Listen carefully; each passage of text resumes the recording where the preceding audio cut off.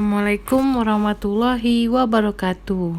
Anak-anak ustazah, hari ini kita belajar BMR, yaitu tentang rumah Melayu. Anak-anak ustazah, bagi orang Melayu, rumah bukan hanya sebagai tempat tinggal, tetapi juga menjadi tanda kesempurnaan hidup.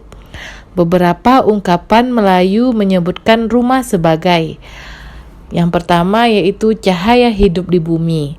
Yang kedua, tempat beradat keturunan. Yang ketiga, tempat berlabuh kaum kerabat. Yang keempat yaitu tempat singgah dagang lalu.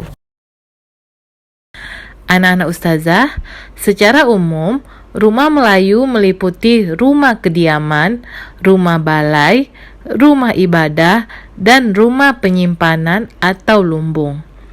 Penamaan itu sesuai dengan tujuan atau fungsi dari bangunan.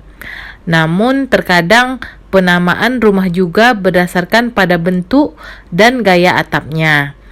Rumah Melayu selalu berbentuk panggung ya anak-anak ustazah. Anak-anak ustazah, bangunan rumah Melayu terdiri dari 3 ya anak-anak ustazah. Yang pertama yang kita bahas yaitu selasar. Selasar merupakan bagian depan rumah yang tiada berdinding.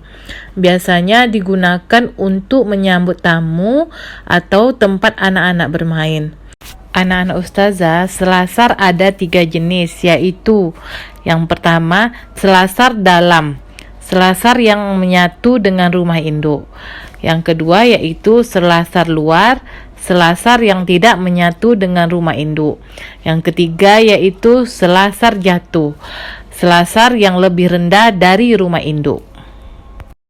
Anak ustazah, selanjutnya yang kedua yaitu rumah induk. Rumah induk terdiri atas 3 jenis.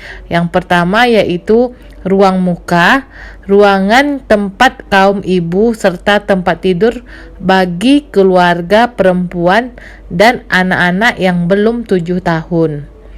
Yang kedua yaitu ruang tengah, ruangan tempat tidur anak laki-laki yang sudah berusia lebih dari 7 tahun.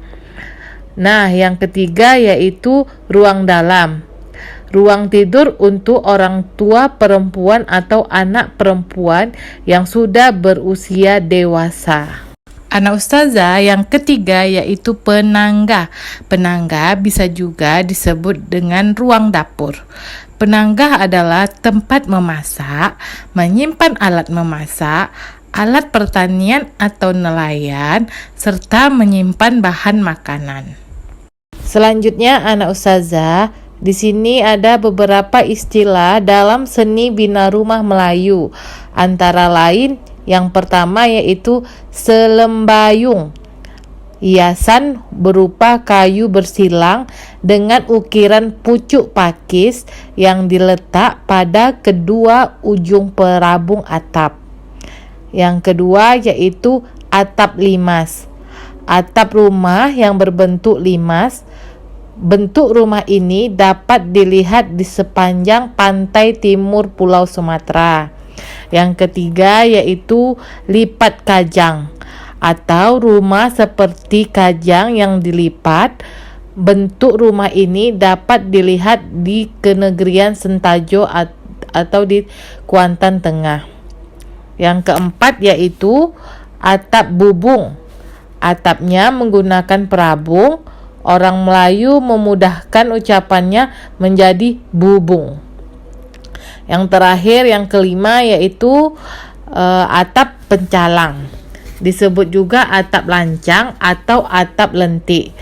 Karena atap ini diambil dari bentuk atap rumah pada perahu lancang yang berbentuk lentik.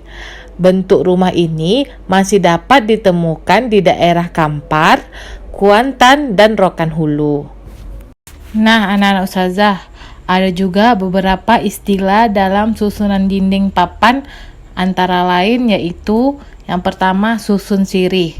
Susun sirih, susunan papan untuk di dinding rumah yang diatur seperti menyusun sirih, yakni papan yang saling menghimpit. Nah, di situ ada gambarnya ya anak ustazah. Yang kedua yaitu berpian. Susunan papan untuk di dinding rumah yang ujung papannya dibuat miring dan saling menempel serta menghimpit. Nah, di situ juga ada gambarnya. Yang ketiga yaitu tindih kasih. Susunan papan untuk dinding rumah yang ujung papannya dibuat siku-siku dan disusun saling berlawanan dan menindih. Semoga apa yang ustazah sampaikan dapat anak-anak ustazah mengerti. Dan terima kasih kepada anak-anak ustazah sudah menonton video pembelajaran kita pada hari ini. Ustazah akhiri dengan doa penutup majelis. Subhanakallahumma wa bihamdika asyhadu alla ilaha illa anta astaghfiruka wa atubu ilaik. Ustazah akhiri dengan Assalamualaikum warahmatullahi wabarakatuh.